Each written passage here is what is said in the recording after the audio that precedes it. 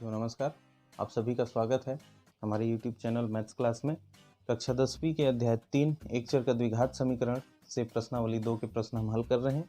चौथा प्रश्न का 8वां प्रश्न, जिसमें समीकरण का गुणनखंडन करना है और उसके उत्तर निकालने। यहाँ पर देखिए जो हमारे पास प्रश्न है x² - 4√2 x + 6, इसको हल करने के लिए सबसे पहले हमको क्या करना होता है, x का गुणांक और जो बिना x वाला है उसका संख्या का गुणा करना होता है। अब यहाँ पर x के सामने कुछ नहीं है तो बहुत सारे साथी जो सोचेंगे कि वहाँ 0 है। नहीं साथियों, गुणांक 0 नहीं होता, 1 होता है। तो यहाँ पर कुछ नहीं है, मतलब 1 है, 1 का 6 से गुणा करेंगे तो 6 × 6।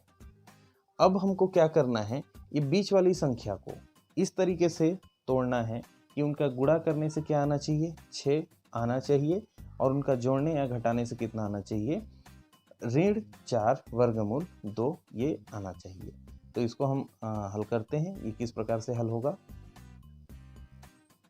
चूँकि इसको हमको क्या करना है, 6 लाना है। तो देखिए 6 किस किस तरीके से आ सकता है, 6 तो वर्गमूल 6, ये वर्गमूल 6 वर्गमूल है ना, तो इसलिए वर्गमूल के रूप में इसको तोड़ेंगे। तो वर्गमूल 6 का वर्गमूल 6 से गुणा करेंगे, वर्गमूल 6 आएगा। इसके अलावा और क्या हो सकता है, तो इसके अलावा हो सकता है जैसे 3 है और वर्गमूल 2 है, इसका गुणा हम वर्गमूल 2 से करेंगे तो भी 6 आएगा। कैसे, देखिए वर्गमूल 2 का वर्गमूल 2 से गुणा करेंगे तो 2 हो जाएगा, और 3 का गुणा इन दोनों से होगा तो 3 दूने 6। तो ये इस तरीके से टूट सकता है। इसके अलावा और कुछ कॉम्बिनेशन तो नहीं है, ये 2 तरीके यहाँ पर ज़्यादा सही हैं। इन दोनों ही तरीक़ों से 6 प्राप्त किया जा सकता है। तो हम देख सकते हैं वर्गमूल 6 की तो आवश्यकता यहाँ पर है नहीं, तो ये हमारे काम का नहीं है। वर्गमूल 2 वाला ये है, तो ये हमारे काम का है। वैसे भी यहाँ 3 और यहाँ कोई संख्या नहीं है, मतलब 1, 3 और 1 कितना हो जाता है, 4 हो जाता है, और इधर पीछे वर्गमूल 2। तो यही हमारा कॉम्बिनेशन होगा।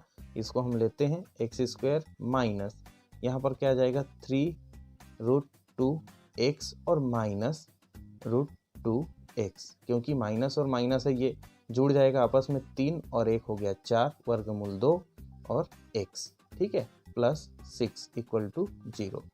अब यहाँ देखिए x है, यहाँ भी x है, कॉमन ले लिए तो यहाँ क्या बचेगा, x - 3√2। अब देखिए साथियों, इस 6 को मैंने क्या बताया, इस तरीके से भी तोड़ के लिख सकते हैं। 6 को क्या लिख सकते हैं, वर्गमूल 3 वर्गमूल 2 गुणित वर्गमूल 2। तो इसलिए मैं इसको लिख देता हूँ ताकि आपको आसानी हो जाए समझने में। यहाँ पर हम क्या लिख सकते हैं इसको, 3√2 × √2 बराबर 0। एक स्टेप बढ़ गया। अब इसको हम लिखते हैं आगे। देखिए यहाँ पर ऋण वर्गमूल 2 है, यहाँ भी वर्गमूल 2 है, तो हमने इसको बाहर निकाल दिया। क्या बचा यहाँ पर, x, ये धन में से ऋण बाहर चला गया, इसलिए क्या बचेगा, ऋण, और यहाँ बचेगा 3 वर्गमूल 2, क्योंकि ये वर्गमूल 2 तो बाहर निकल गया है। तो इस प्रकार से यहाँ के जो गुणनखंड है, एक हिस्सा हमारा रेडी हो गया, और दोनों में ही मान देखिए, यहाँ भी x है, यहाँ ऋण है, यहाँ भी ऋण है, यहाँ 3 वर्गमूल 2, यहाँ भी 3 वर्गमूल 2।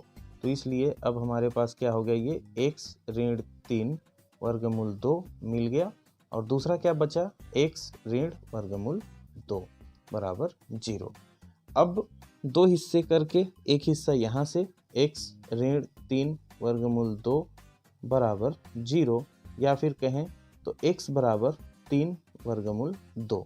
ये हमारा पहला उत्तर मिल जाता है, x बराबर 3 वर्गमूल 2, और दूसरा उत्तर हमारे पास आ जाएगा x ऋण वर्गमूल 2 बराबर 0, या फिर x बराबर वर्गमूल 2। तो ये x के 2 उत्तर हमको मिल गए, x बराबर 3 वर्गमूल 2 और x बराबर वर्गमूल 2। तो उम्मीद है ये वीडियो आपको पसंद आया होगा, गणित भी समझ में आया होगा। यदि कोई सुझाव है या कोई प्रश्न है, कमेंट करके हमको ज़रूर बताइएगा। तब तक साथियों अपना ख्याल रखिए, स्वस्थ रहिए, मस्त रहिए और गणित बनाते रहिए। धन्यवाद।